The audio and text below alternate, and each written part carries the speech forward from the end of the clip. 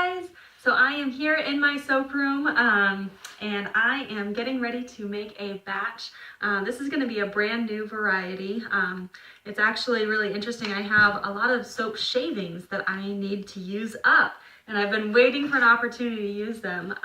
We're going to be using these little soap shavings in a really cool way. And this variety is going to be called Dreamsicle is the fragrance. So it's kind of like a nice orangey sweet fragrance that'll be really, really cool. So I need to get going here. I've got my milk and lime mixture right here. I'm going to be pouring it into my bucket of oils and then just getting it emulsified, all mixed together so that I can then pour it in my molds. So here we go. Make sure all of it gets in there. All right, this might get just a little bit loud as I use my emulsion blender here.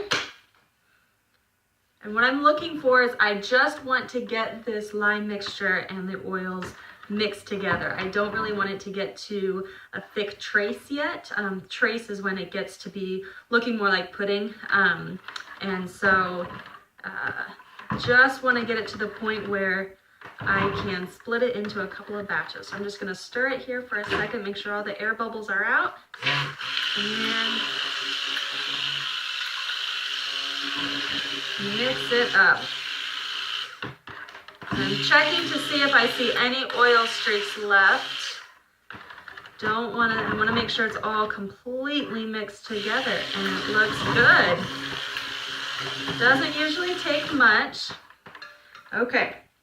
So what I'm going to do for this batch, I'm going to split it into two different containers. We're going to keep some of it in here and then about half of it is going to go in a separate container. So I am going to go ahead and split it up.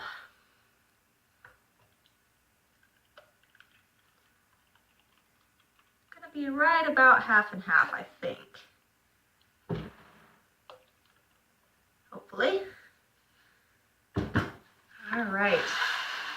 So in this bucket, what I am going to do is I'm actually going to leave this a natural color.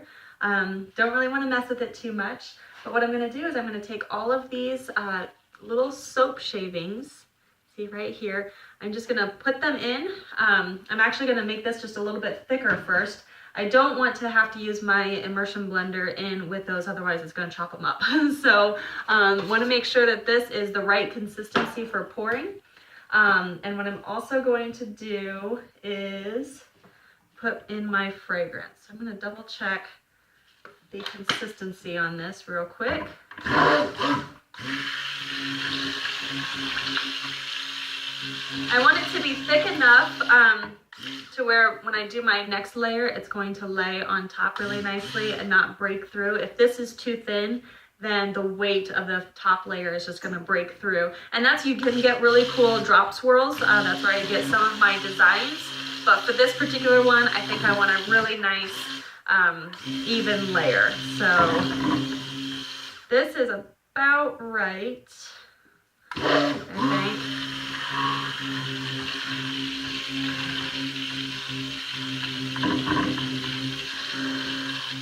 A little bit more. And that'll do it for me. All right. So I am just going to dump these in. I'm going to go ahead and use all of them. And hopefully we'll get a really neat pattern with this. I've seen some other people do it with different types of shavings and it's turned out really, really cool. And it's a great way. I do not like to waste soap at all. So it's a great way to use up all of those shavings. I'm going to add about half of my fragrance in here. The other half is going to go in the top layer. I'm going to use my whisk and just mix all of this together.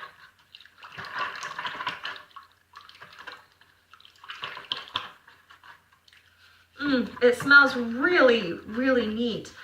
So a lot of citrusy fragrances just smell citrusy. This has just a really nice hint of sweetness to it. And so this ought to be really a really nice batch of soap. I'm excited about it.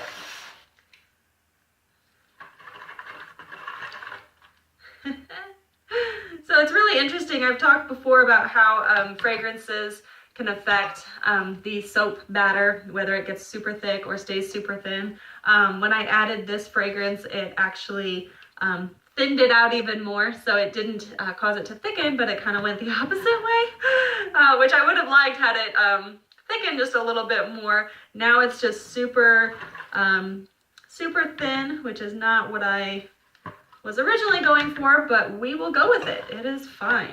So I'm going to go ahead and pour this. I've got 3 8-bar molds here, and I'm going to pour this in, and hopefully it's going to fill them up about halfway. That's the goal. I know it doesn't always, in soap, it doesn't always turn out the same, so I always have spare. If in case I have extra soap batter, I have spares available so that we can make sure that we don't waste any. So here we go.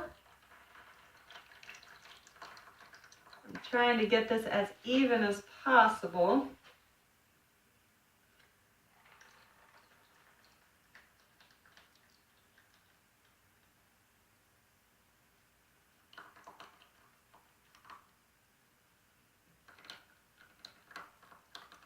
This might end up being, these might end up being taller bars. I'm trying to gauge how much.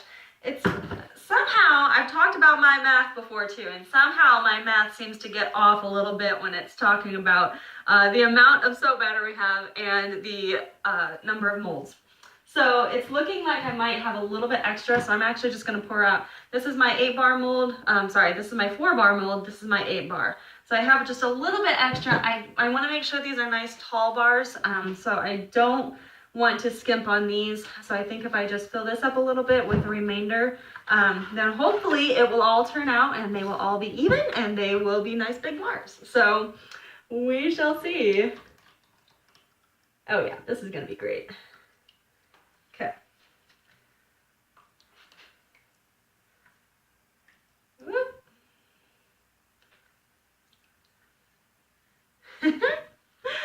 And wouldn't you know it, I have even more left over.